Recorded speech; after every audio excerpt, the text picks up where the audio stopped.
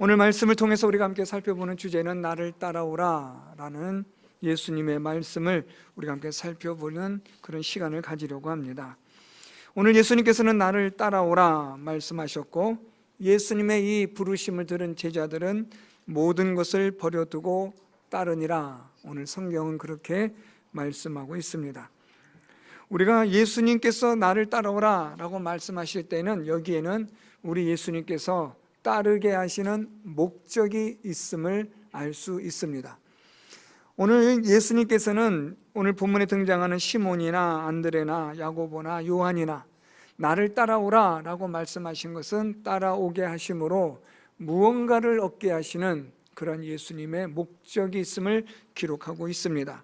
17절 말씀에 나를 따라오라 내가 너희로 사람을 낚는 어부가 되게 하리라 라고 말씀하시므로 예수님을 따름으로써 얻는 그러한 목적을 말씀하시는 겁니다. 예수님께서는 오늘 이 예수님의 제자들을 부르시면서 사람을 낚는 어부가 되게 하시려고 나를 따라오라 그렇게 말씀하신 것입니다. 오늘 말씀에 나타나는 것처럼 시몬이나 안드레는 바다에서 그물을 던지는 그런 일을 하고 있습니다. 오늘 말씀처럼 이들은 어부로서 갈릴리 호수에서 그물을 던져 고기를 잡아 그렇게 생계를 유지하며 살아가는 사람들입니다.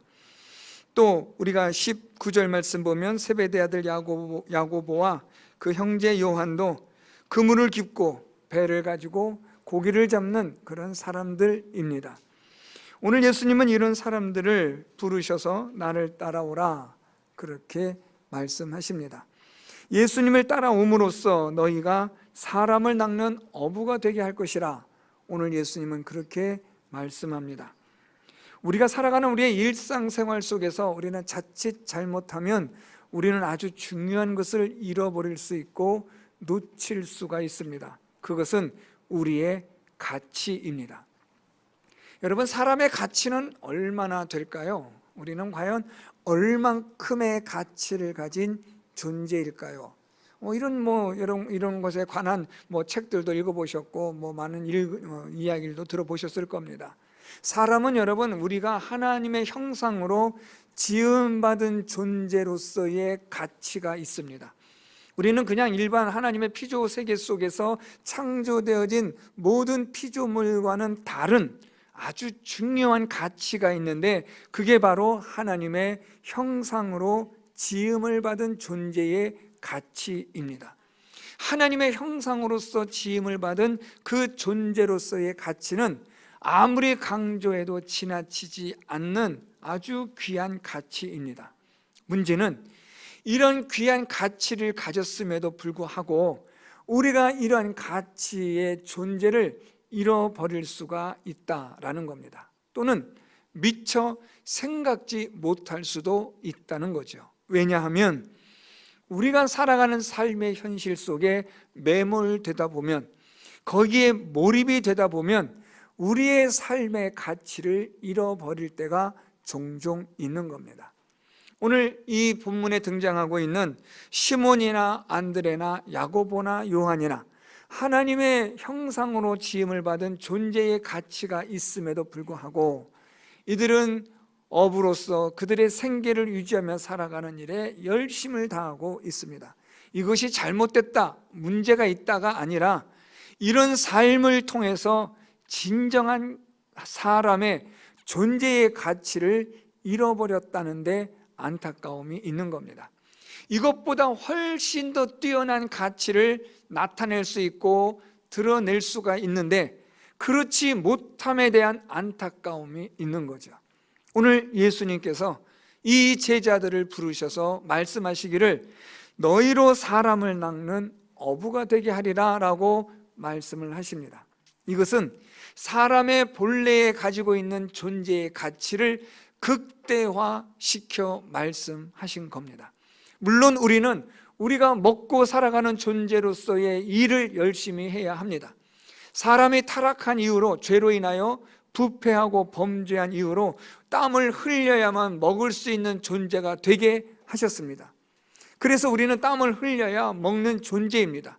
먹기 위해서는 땀을 흘려야 하고 수고해야 하고 노동해야 하는 것은 맞습니다. 그런데 그게 전부는 아니라는 말입니다. 먹고 마시는 것이 우리 인생의 전부가 아닌, 그것은 단지 우리가 이 세상을 살아가는 데 있어서의 삶의 방법일 뿐, 살아가는 생존의 방법일 뿐, 우리가 이렇게 살아가는, 생존하는, 살아감으로써 우리가 무엇을 추구하느냐는 얘기가 달라지는 겁니다. 먹기 위하여 사는 존재가 아니라 우리는 먹는 존재로서 무엇을 위하여 살아가느냐를 항상 생각해야만 하는 존재라는 사실입니다. 오늘 예수님은 이 시몬과 안드레와 야고보와 요한을 부르시면서 그들의 존재의 가치에 눈을 뜨게 하신 겁니다. 너희는 그냥 고기를 잡아서 먹고 배부른, 그냥 너희 입으로 들어가는 것으로 끝나버리는 것이 너희 인생이 아니라 너희 인생은 이것보다 훨씬 더 중요한, 심오한, 아주 결정적인 가치를 드러낼 수 있는 그런 존재라는 사실을 오늘 예수님이 말씀해 주시는 겁니다. 그것이 바로 사람을 낚는 어부가 되게 하리라. 이 말을 조금 바꾸어 말씀드리면 사람을 낚는 어부가 되라 라고 말씀하는 겁니다. 사람을 낚는 어부라는 것은 예수님께서 오늘 이 시몬이나 안드레나 야고보나 요한에게 잘 이해하기 쉽게 말씀하신 것이지만, 우리 표현으로 말하면 이제 너희는 복음을 위해서 살아라, 하나님의 나라를 위하여, 하나님의 영광을 위하여 사는 목적을 가지라고 말씀해 주는 겁니다. 우리가 먹고 마심으로써 배가 부르고 힘을 얻습니다. 그리고 나서 무엇을 할 것이냐라는 겁니다. 또 먹어요? 그건 아니잖아요. 우리가 먹고 마시고 그래서 힘을 내서 우리가 무엇을 할 것이냐에 대한 가치 추구, 가치를 구현하는 우리의 삶을 통하여 어떤 목적론적인 그런 삶을 살아갈 수 있도록 하기 위한 눈을 뜨게 하는 일이 오늘 예수께서 이들을 부르신 목적인 겁니다. 우리는 단지 먹고 살다가 죽는 존재가 아니라 이 세상에서 그런 그 먹고 사는 존재로서의 끝나는 것 이상의 가치가 있는 존재라는 것을 예수님은 말씀해 주는 겁니다. 그것이 바로 하나님의 나라와 의를 위한 삶, 하나님의 말씀대로 살아감으로 하나님의 영광을 추구하는 삶, 하나님의 말씀에 따라 하나님의 영광을 구현하여 하나님을 기쁘시게 하는 그런 삶을 살아가는 것이 우리의 인생에 있어서의 참된 가치임을 오늘 예수님께서 말씀해 주시는 겁니다. 여러분, 우리는 먹고 마심으로써 끝나는 존재가 아닙니다. 먹고 마심으로써 우리는 오늘 예수님 말씀처럼 사람을 낚는, 사람을, 그의 생명을 구원하는, 사람의 생명을 하나님께로 인도하는 데 있어서 아주 중요한 역할을 감당하는 그런 가치를 추구하는 존재라는 것을 오늘 예수님이 우리에게 말씀해 주고 있습니다. 국경 없는 의사회라는 곳이 있습니다. 여러 많은 세계의 의사들이, 간호사들이 모여서 제3세계 가난한 나라에 가서 도와주는 그런 분들입니다. 이 의사분들이, 간호사분들이 여기에 이 국경 없는 의사회에 동참하게 되는 여러 가지의 그런 에피소드에 관한 글들을 읽어보면 공통적인 게 하나가 있습니다. 처음부터는 여기에 이들은 관심이 없었습니다. 제3세계의 가난한 사람들에게, 빈민에게 우리가 무엇을, 의술을 나눠주자는 생각은 그냥 막연한 그런 히포크라테스의 그런 어떤 선서에 불과한 그런 하나의 명문화되어진 것이지, 내가 정말 먹고 살기 위해서 부유한 윤택한 삶을 살기 위해서 의대를 진학했고 의사가 되었는데, 그렇게 살다 보니까 이분들이 자꾸만 삶의 정체성을 잃어버리는 겁니다. 돈은 버는데, 돈은 많이 있는데 이제 이 돈 가지고 무엇을 하느냐에 따라서 이분들의 인생에 대한 가치가 잘 나타나질 않으니까, 그러다가 우연히 이분들이 국경 없는 의사회라는 곳에 가입하게 되고 가난한 나라에 가서 의술을 베풀면서 이 사람들이 거기서 자기의 의술을 통하여 자기의 가치를 거기서 비로소 발견하게 되었다는 글을 많이 읽어보았습니다. 이 사람들이 의사가 되어서 간호사로서 돈을 많이 벌어서 자기의 존재 가치를 발견한 게 아니라 가난한 사람들, 이렇게 치료를 받지 못하고 죽어가는 사람들을 고쳐주고 회복시켜주고 그들의 건강을 지켜줌으로써 거기서 비로소 자기가 의사로서의 가치, 사람으로서의 가치를 비로소 발견하게 되었다고 말하는 겁니다. 여러분, 우리는 돈 버는 기계도 아니고 돈 벌기 위하여 살아간 자도 아닙니다. 좋은 음식을 먹기 위하여 우리가 이 세상에 태어난 것도 아닙니다. 우리는 오늘 예수께서 말씀하신 것처럼 하나님의 나라와 복음을 위한, 하나님의 영광을 위한, 하나님을 기쁘시게 하는 우리의 창조주이신 하나님의 그 거룩하신 이름을 위하여 살아가는 그런 존재로서의 만들어진, 창조되어진 가치 있는 존재라는 사실을 기억하시기를 바랍니다. 오늘 예수님은 이걸 지금 말씀하시는 겁니다. 열심히 여러분 일하십시오. 땀 흘려서 수고하여 노동하여 여러분 돈도 버시고 여러분 먹고 마시는 데 있어서 열심히 살아가십시오. 그런데 목적만큼은 잃어버리지 마십시오. 내가 왜 존재하느냐에 대한 존재의 가치는 잃어버리시면 안 됩니다. 우리의 존재의 가치와 존재의 목적은 잘 먹고 잘 사는 게 아니라 하나님을 기쁘시게 하며 그분을 영화롭게 하는, 하나님의 영광을 위하여, 우리의 창조주를 위하여 살아가는 것이 우리의 삶의 목적이며 존재의 가치라는 사실을 항상 잊어버리지 않아야만 합니다. 오늘 예수님은 지금 이걸 제자들에게 말씀하시면서 그들을 부르시는 겁니다. 지금은 너희 입으로 들어가고 너희 배를 채우는 일에만 너희가 급급하지만 장차 너희는 너희 입으로 들어가는 것을 위하여 사는 존재가 아니라 사람의 생명을 구하는 일에, 하나님의 나라를 위하여 쓰임받는 일에 너희의 존재의 목적과 존재의 가치를 나타내라. 오늘 예수님이 그렇게 하여 이들을 부르시는 겁니다. 저와 여러분, 우리를 하나님께서 교회로 부르신 목적은 우리로 하여금 하나님의 나라와 의를 위하여, 하나님의 거룩하신 영광을 위하여 살아갈 수 있도록 하는 존재의 목적과 가치를 위하여 저와 여러분 우리를 여기로 부르신 줄 믿습니다.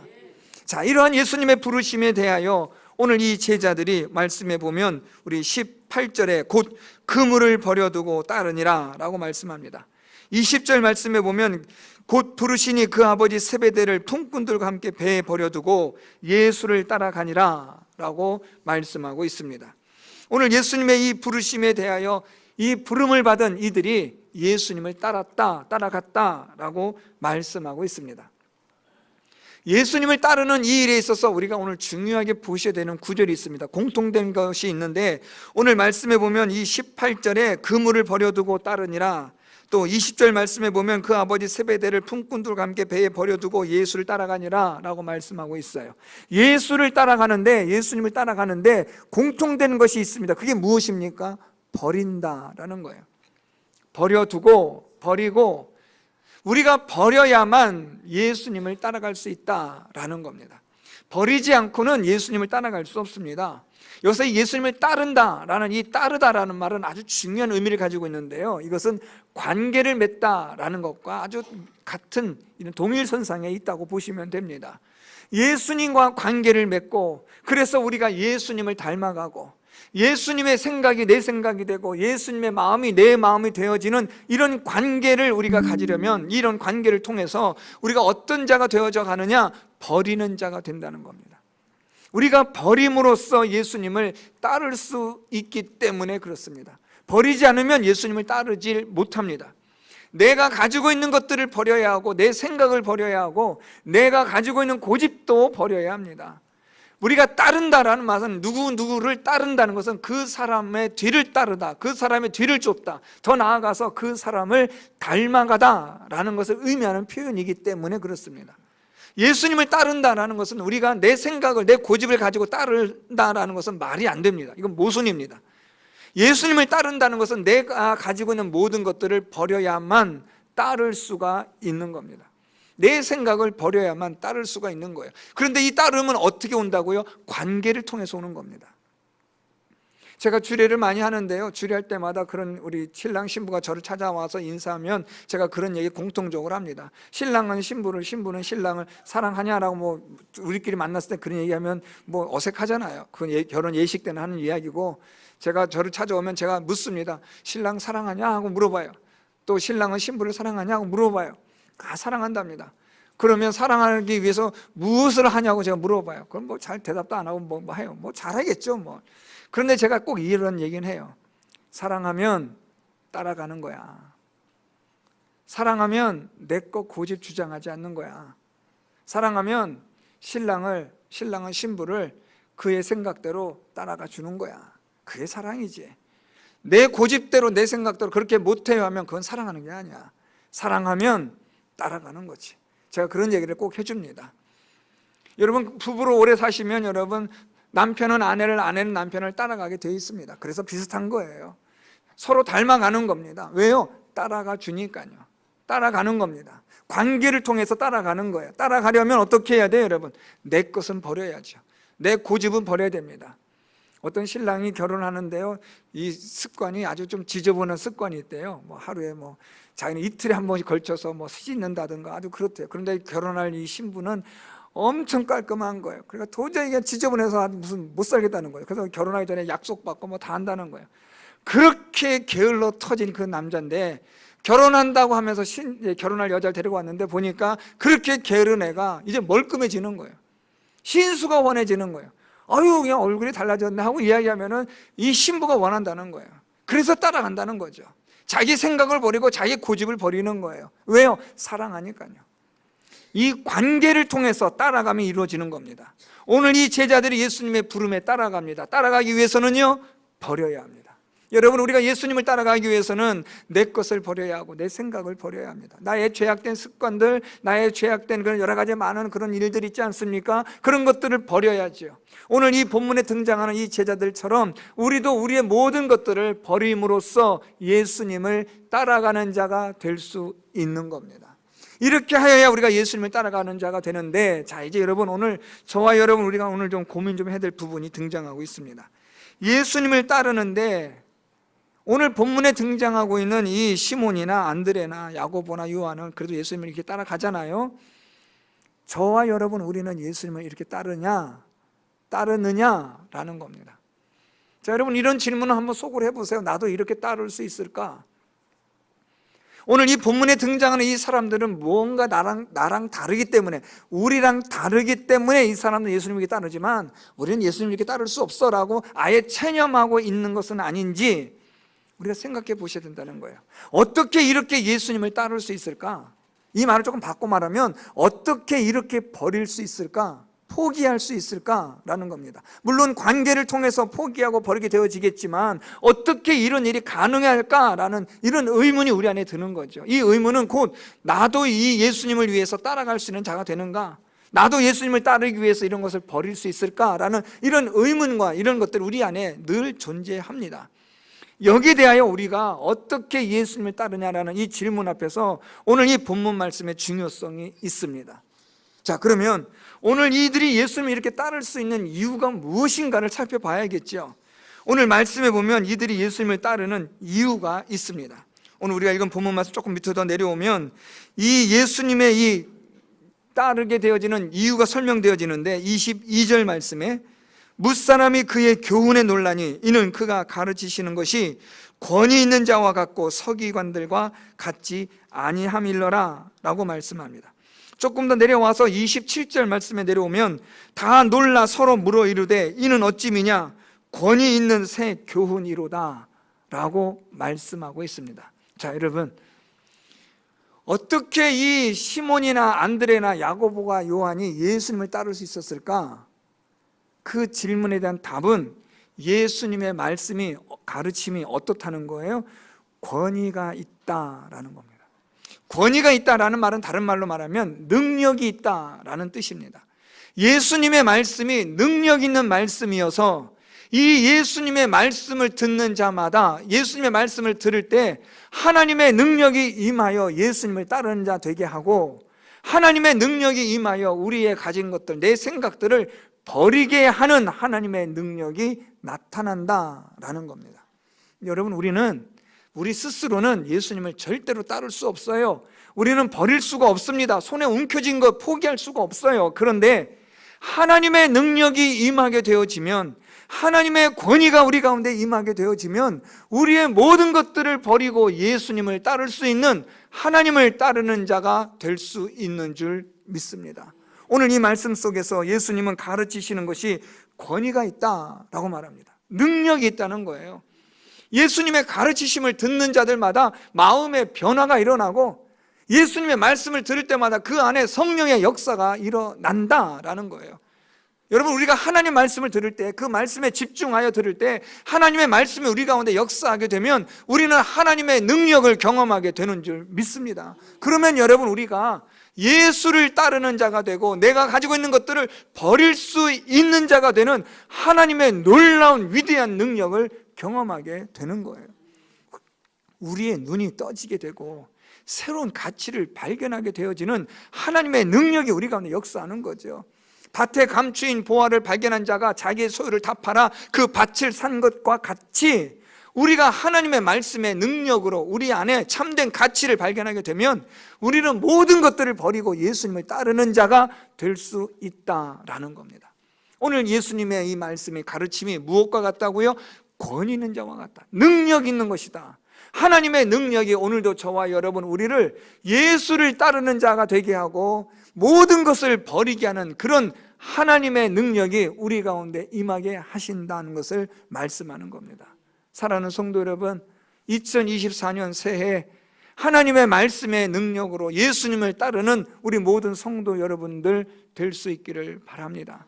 지금까지 여러분들이 무엇을 따라오셨는지 잘 모르겠지만 이제부터라도 예수님을 따라 우리의 존재의 가치를 발견하고 우리의 존재의 가치가 이제는 먹고 마시는 데서만 있는 것이 아닌 정말로 새로운 차원이 다른 우리의 인생에 제대로 된 가치를 구현할 줄 아는 그런 여러분들의 새로운 삶의 전개가 이루어지기를 간절히 축복합니다.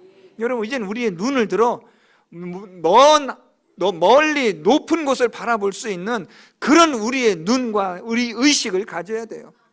우리의 생각이 달라져야 한다는 겁니다. 맨날 그 안에만 갇혀있는 우물 안에 있는 개구리처럼 있는 것이 아니라 이제는 우리 안에 있는 우물을 벗어나서 하나님의 위대한 놀라우신 하나님의 섭리와 경륜의 그 작정 속에 우리가 뛰어들어가 하나님의 능력의 손길로 쓰임받을 수 있는 그런 우리 성도 여러분들의 예수 그리스도를 따르는 삶이 되기를 바랍니다. 예수 그리스도의 말씀이 권위가 있으므로 깨닫게 하여 주심으로 알게 하여 주심으로 이런 역사가 일어나게 하는 줄 믿습니다. 또 하나 예수님의 권위가 있습니다. 오늘 우리가 말씀해 보면 우리가 오늘 본문 가운데서 우리 23절 말씀으로 좀 볼까요? 마침 그들의 회당에 더러운 귀신 들린 사람이 있어 소리질러 이르되 나사렛 예수여, 우리가 당신과 무슨 상관이 있나이까? 우리를 멸하러 왔나이까? 나는 당신이 누구인 줄 아노니 하나님의 거룩한 자니이다 라고 이렇게 말해요. 그러자 예수님께서 말씀합니다. 25절, 예수께서 꾸짖어 이르시되 잠잠하고 그 사람에게서 나오라 하시니 26절 말씀, 더러운 귀신이 그 사람에게 경련을 일으키고 큰 소리를 지르며 나오는지라.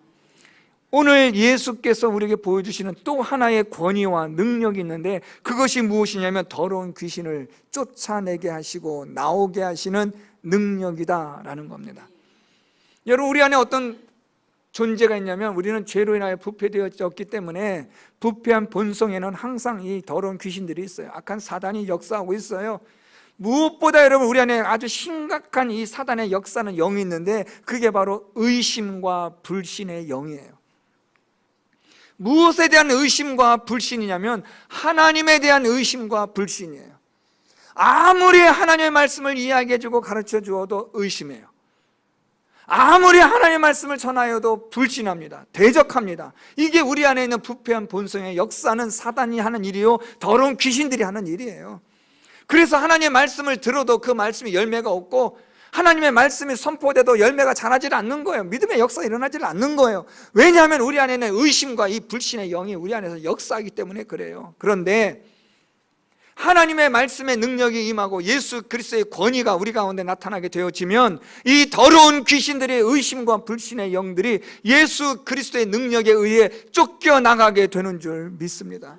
더러운 귀신들을 쫓아내시는 예수님의 그 능력이 오늘도 우리의 이 마음속에 있는 의심과 불신의 영을 쫓아내실 때 우리가 비로소 예수 그리스도를 따르는 자가 되는 겁니다. 우리 안에는 이 사단의 역사가 얼마나 심해요. 하나님의 말씀에 집중하지 못하게 하는 사단의 역사가 얼마나 많습니까? 하나님에게 집중하지 못하도록, 하나님 말씀을 듣지 못하도록 우리의 눈과 귀를 막고 우리의 생각을 올스톱시켜버리는 이 사단의 역사가 얼마나 심합니까, 여러분? 요즘 저는 개인적으로 우리 아이들뿐 아니라 젊은이들 이렇게 보면 이 게임이나 핸드폰에 빠진 애들 보면 참 한편으로는 안타까워요. 저도 뭐 그렇게 대단한 인생을 사는 건 아니지만 그래도 제가 뭐 대학 때, 고등학교 때만 해도 그래도 그때는 이런 이 전자나 이런 모든 이런 것들이 뭐 오늘날처럼 되지 않았으니까 그래도 그때는 손에 책을 들고 있는 사람들이 많았고 책을 읽고 고민하는 사람들이 많았는데 요즘은 뭐 그런 경우가 거의 드문 거죠. 모두가 다 그냥 오락에 빠져 있고 엉뚱한 데 빠져 있습니다. 생각을 하지 않는 거예요. 그러다 보니까 여러분 자꾸만 사람들이 감각적으로만 발달되어지는 겁니다. 우리 안에 하나님 주신 그런 말씀을 통하여 사고와 그런 사고의 그런 숙련되어진 과정들이 나와야 되는데 그러질 않아요. 자꾸만 감각적이 되어지고 즉흥적이 되어져 버리는 거예요. 우리가 그렇게 흘러가고 있어요. 하나님의 말씀에 대해서도 우리는 그렇게 반응해 버리는 겁니다. 잠깐 들었다가 돌아서면 잊어버리는 그런 우리들의 이런 집중하지 못하는 이런 것들이 오늘날의 이 사단의 역사를 통해서 얼마나 많이 일어나고 있습니까? 하나님의 말씀에 대해서 관심을 없게 만드는 거예요. 하나님의 말씀에 대해서, 이것에 대해서 우리가 별로 흥미가 안 나는 거죠. 재미가 없어요, 여러분. 교회 가자고 하면, 예수 믿자고 하면 재미없어서 안 믿는다는 거죠. 교회 가면 재미가 있어야 되는데 재미가 없다는 거예요. 세상에 재미가 없는 거죠. 여러분 자꾸만 이렇게 해서 우리로 하여금 하나님의 진리로부터 멀어지게 하는 이 사단의 역사가 있는 거예요. 오늘 말씀에 보면 예수님의 권위와 예수님의 능력은 이런 모든 귀신과 이런 사단의 능력을 쫓아내신다는 거죠. 저는 우리 성도 여러분들에게 하나님의 권위, 예수 그리스도의 권위가 임하여 여러분 안에 있는, 우리 안에 있는 모든 더러운 사단의 역사들이 쫓겨나가고 더러운 귀신들이 쫓겨나가고 예수 그리스도의 부르심에 따를 수 있는, 모든 것을 버릴 수 있는 하나님의 능력이 저와 여러분 우리 가운데 충만해지기를 축복합니다. 여러분 올 해부터는 이제 좀 우리의 인생이 좀 달라져야 필요가 되지 않았을까요? 여러분 저는 오늘 2024년이라는 말이 입에 잘 익질 않아요. 항상 매년 뭐 새해 되면 그렇지만, 그런데 여러분 생각해 보세요. 벌써 2024년이에요. 우리가 뭐 2000년 시작한 지가 벌써 얼마 안 됐는데 벌써 23년이 지난 거예요. 뭐 밀레니엄 세대냐 하고 이런 말들이 있었는데 벌써 23년이 지났어요. 이제 여러분 우리가 앞으로 살아갈 날이 얼마나 남았는지 모르지만 지금처럼 이렇게 사실 건지, 지금처럼 그냥 물고기 잡고 그냥 배 타고 나가서 놀고 먹고 하시면서 그것이 우리의 인생의 전부인 것처럼 사실 것인지, 아니면 이젠 우리의 눈을 떠서 새로운 차원의 세계를 바라보고 영원한 세계와 영원한 가치를 추구하며 살아가는 우리의 존재 가치와 존재 목적을 새롭게 수정하는, 궤도를 수정하고 높이를 수정하여 살아갈지를 이젠 결정하셔야 되지 않겠습니까? 언제까지 우리의 이 가치가 제대로 발휘되지도 못한 이런 수준으로 여러분 살아가시겠습니까? 이제는 좀 우리의 가치를 높이고 원래의 가치로 회복되어질 수 있도록 사람을 낚는 어부가 되게 하리라라는 예수님의 이 말씀에 우리 모두가 마음에 감동을 받고 충격을 받는 올 한 해가 될 수 있기를 바랍니다. 이제는 먹고 마시는 일에 급급할 게 아니라 우리의 목에 우리의 입에 얼마나 더 넣느냐가 중요한 게 아니라, 우리의 통장 잔고에 얼마나 많이 넣느냐가 중요한 게 아니라, 이제는 내가 어떻게 살 것이냐, 무엇을 위하여 살 것이냐를 고민할 수 있어야 되지 않겠습니까? 이제 저나 여러분이나 우리가, 죄송한 표현이지만 좀 웬만큼 살아오셨잖아요. 저도 이제 뭐 6학년 얼마 안 남았고 뭐 이제 벌써 뭐 우리 여성들 중에 7학년 8학년 계신 분 많이 계시잖아요. 웬만큼 살아오셨잖아요, 여러분. 세상 뭐 살아보니 뭐 있습니까? 다 거기서 거기 아닙니까, 여러분? 그렇다면 여러분 이제 좀 우리가 뭔가 수정할 필요가 있지 않겠습니까? 무언가 새로운 인생에 대하여 한번 고민해 볼 필요가 있지 않겠습니까? 내 인생이 이런 인생이 아니라, 이런 결이 아니라 이것보다 차원이 다른 또 다른 차원의 세계가 있다고 한다면 우리 인생 한번 그렇게 거기에 우리가 모든 것을 걸 만한 가치가 있지 않겠습니까? 이제는 우리 자녀를 우리가 양육할 때도 이제는 내가 내 수준에서만 볼 게 아니라 좀 더 넓은 의식의 수준으로, 넓은 세계를 바라보는 수준으로 자녀를 길러야 되지 않겠습니까? 아이들은 여러분 딱 누구만큼 자라요? 부모만큼 자라요. 부모 수준만큼만 딱 자랍니다. 그 이상은 안 됩니다, 여러분. 그러니까 여러분, 우리 자녀를 바르게 키우려면 부모가 자라야 합니다. 부모의 의식이 자라야 하고, 부모의 생각이 자라야 하고, 부모의 존재 가치가 높아져야 합니다. 그러면 자녀들은 자연스럽게 그렇게 상향 조정되어져 있습니다. 그래서 여러분, 우리가 중요한 거예요. 오늘 예수님께서 이 제자들을 부르십니다. 부르신 목적이 뭐예요? 사람을 낚는 어부가 되게 해주겠다. 물고기 잡고 배 채우고 배부르고 그래서 하루하루 만족하며 살아가는 삶이 아니라, 그렇게 사는 인생으로 끝나는 게 아니라 무언가 너희에겐 새로운 존재 가치가 있는데, 하나님의 영광을 위해서 너희의 삶이 하나님 앞에 섰을 때 잘했다, 잘 살았다, 하나님이 인정할 만한 가치가 있는 인생을 살라. 오늘 예수님이 이것을 위해서 저와 여러분 우리를 부르신 줄 압니다. 이젠 여러분, 이제부터라도, 지금까지 어떻게 살아오셨든 할 수 없고, 지나간 과거 회상해봤자 못합니까? 이제 할 수 없으니 끝났고, 이제 남은 올해부터 주어질 이 시간, 내게 얼마나 남겨진 시간인지는 모르지만 이제는 새로운 가치, 보다 더 높은 가치, 나의 존재 가치와 존재 목적을 극대화시킬 수 있는 그 가치를 위하여 살아갈 수 있는 성도 여러분들이 될 수 있기를 바랍니다. 난 늙었는데 이 나이에 뭘 해요? 그게 아니라 우리의 호흡이 멈추는 그 순간까지, 내가 이 세상을 떠나는 그 마지막 순간까지 나의 존재 가치를 극대화시킬 수 있는, 사람을 낚는 어부, 하나님의 영광을 위하여 살아가는, 하나님의 이름을 영화롭게 하는, 천하보다 귀한 생명을 예수께로 인도하는 일에 한 걸음이라도 더 가까이 나아갈 수 있는 우리 모든 성도 여러분들이 될 수 있기를 바랍니다. 예수 그리스도의 권위와 능력이 이걸 가능케 하여 주시는 줄 믿습니다. 하나님의 말씀에 오늘도 우리를 깨닫게 하시면, 그 능력이 우리 가운데 임하시면 우리의 존재 가치를 상향시킬 수 있고, 우리의 존재의 목적을 발견하게 하시는 하나님의 능력이 있게 되는 줄 믿습니다.